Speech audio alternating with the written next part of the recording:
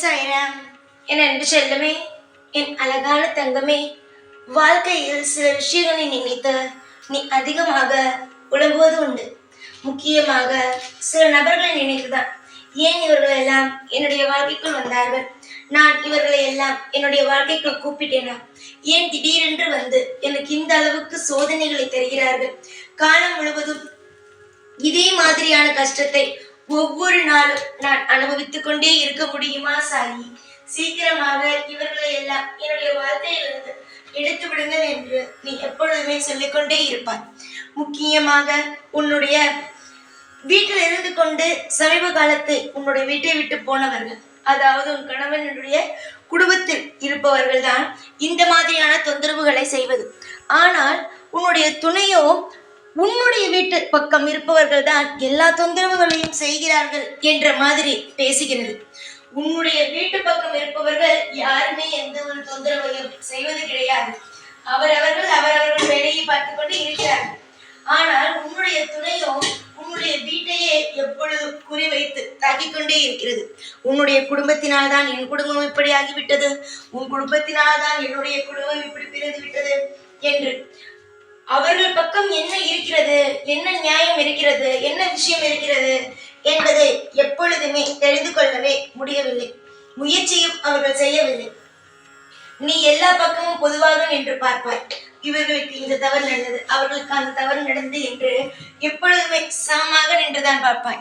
ஆனால் உன்னுடைய துணையும் அவர்கள் குடும்பத்து பக்கம்தான் ஒத்துழைப்பாக இருக்குமே தவிர உன்னுடைய குடும்பத்தின் பக்கம் ஒரு மனுஷனாக கூட நின்று பேசாது. இதையெல்லாம் நினைத்து பார்க்கும் பொழுது இந்த வாழ்க்கை எதற்கு என்று தோன்றும். உன்னுடைய துணை ஒரு பக்கம் உன்னை போட்டு வாட்டுகிறது என்றால் அவர்கள் கூட பிறந்தவர்கள் அதைவிட அதிகமாகத்தான் உன்னை வாட்டுகிறார்கள். மேலும் மேலும் உன்னை கஷ்டப்படுத்துகிறார்கள். ஒவ்வொரு நாளும் முன்னேறலாம் என்று நீ ஓடிக்கொண்டே இருந்தால் உன்னை முன்னேறவே விடாமல் எப்பொழுதும் ஏதாவது ஒரு தொந்தரவுகளை கொடுத்து கொண்டுதான் இருக்கிறார்கள். தங்கமே, கவலைப்படாதே. எல்லா விஷயத்திலும் நான் இருக்கிறேன் உனக்கு. ஒவ்வொரு காலகட்டத்திலும் உனக்கு ஒவ்வொரு இடத்திலும் உனக்கு துணையாக இந்த சாய் இருக்கும் பொழுது கவலை எதற்கு? கவலைகள் யாருக்கு தெரியுமா இருக்க வேண்டும்? அப்பாவே இல்லாமல், அம்மா இல்லாமல், யாருமே இல்லாமல், அதாவது தெய்வமே ஒரு துணை இல்லாமல் இருக்கிறார்கள் பத்தியா, அவர்கள் தான் கவலைப்பட வேண்டும். ஆனால் உனக்கு துணையாக நாங்கள் இருக்கும் பொழுது மற்றபடி நீ எதற்காக கவலைப்பட வேண்டும்? கவலைகள் என்பது வேண்டாமே. அற்புதமான வாழ்க்கையை கூடிய விரைவில் வாழலாமே. நாளுக்கு நாள் பிரச்சனைகள் கூடுகிறதே என்று நீ நினைக்கிறாய். ஆனால் சீக்கிரமாக உன் வாழ்வில் நீ அற்புதத்தை காண்பாய் என்பதில் எனக்கு ஒரு துளி சந்தேகம் கூட கிடையாது. எனக்கு நீ அற்புதமாக வாழ்வாய்.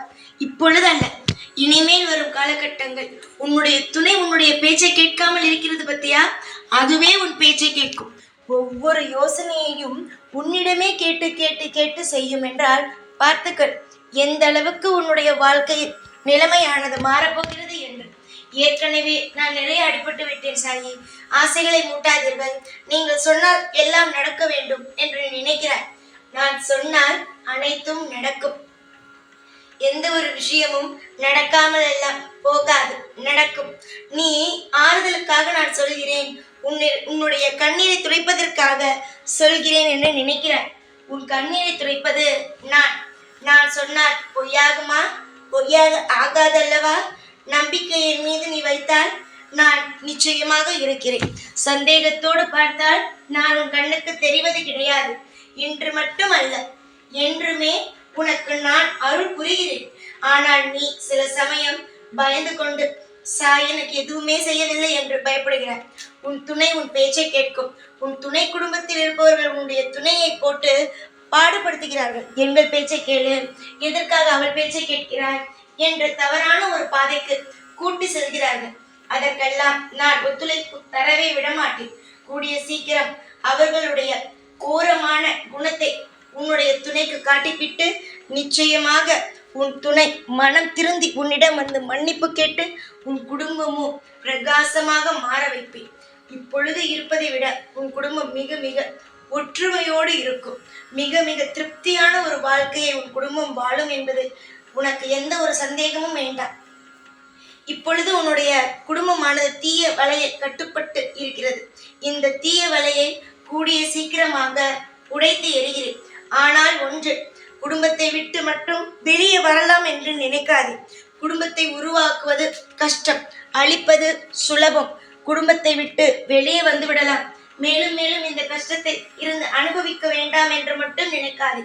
யார் இருக்கிறார்களோ இல்லையோ, குடும்பம்தான் உன்னை எப்பொழுதுமே காவல் காக்குமே தவிர மற்ற யாரும் உனக்கு எந்த ஒரு இடத்திலும் காவல் காக்க மாட்டார்கள். இன்று இருப்பேன் உனக்காக என்று சொல்வார்கள் வெளியில் இருப்பவர்கள். ஆனால் ஒரு ஆபத்து என்று வந்தால் அவர்கள் யாருமே இருக்க மாட்டார்கள், ஓடுவார்கள், உதவி கேட்டு விடுவாயோ என்று. அதனால் குடும்பத்தை பற்றி எதையும் கவலைப்படாமல் குடும்பத்தை விட்டு வெளியே வரலாம் என்று மட்டும் நினைத்து தவறான ஒரு விஷயத்திற்குள் வந்து விடாதே. காலம் உனக்கு எல்லா விதமான ஐஸ்வர்யங்களை, எல்லா விதமான அற்புதங்களை கூடிய சீக்கிரத்தில் தரும் என்பதை நீ முழுமையாக நம்பு. நம்ப அதாவது நீ தெய்வத்தை நம்ப உன் வாழ்க்கையானது முன்னுக்கு வருமே தவிர ஒரு நாளும் கீழே போகாது. உன்னுடைய எதிர்பார்ப்புகளும் உன்னுடைய ஆசைகளும் ஒவ்வொரு காலகட்டமும் இன்பத்தையே பார்க்கும். இனி வரும் காலகட்டம் முழுவதும் இன்பத்தையே பார்க்கும். பரவசமான, அதாவது சந்தோஷமே இல்லையே, நான் என்ன பண்ண போகிறேன் என்று நீ சொல்லிக்கொண்டு இருக்கும் தருணம் மாறி, சாய் நான் சந்தோஷமாகத்தான் சாய் இருக்கிறேன், நான் நினைக்கவே இல்லை என் வாழ்க்கையின் நிலைமை இந்த அளவுக்கு ஒரு அதிசயத்தை பார்க்கும் என்று நீ சொல்லும் அளவுக்கு உன்னுடைய வாழ்க்கையில் நீ பேரின்பத்தை காண போகிறாய். என்னுடைய அழகான பிள்ளையே, நான் உனக்காக இருப்பேன். ஒவ்வொரு கட்டமும் உனக்காக ஒவ்வொன்றையும் செய்து கொடுத்து கொண்டு வாழ வைத்து கொண்டு இருப்பேன். கண்ணீரை துடைத்துக்கொள். இப்பொழுது நீ சிந்துகிறாய் பத்தியா, இந்த கண்ணீர் தான் உனக்கு கடைசியாக கஷ்டப்படும் கண்ணீராக இருக்க வேண்டும். கூடிய சீக்கிரமாக உனக்கு இன்பமான கண்ணீர் தான் வர வேண்டும். எல்லாமே கிடைத்து விட்டது, எல்லாமே நான் அனுபவித்து விட்டேன், சந்தோஷமா எனக்கு கிடைத்து விட்டதே என்று நீ சொல்லும் அளவுக்கு உன் வாழ்வே இன்பம் மட்டும்தான் இனிமே பிறக்க வேண்டும் என்று நான் ஆசீர்வாதம் செய்கிறேன். உன்னுடைய காலகட்டங்கள் மாறக்கூடிய நேரம் வந்துவிட்டது. சில தவறுகள் உன் குடும்பத்தில் நடக்கிறது தான், நான் இல்லை என்றெல்லாம் சொல்ல மாட்டேன். ஆனால் அதெல்லாம் கூடிய விரைவு சரியாகும் என்பதை மட்டும்தான் சொல்கிறேன்.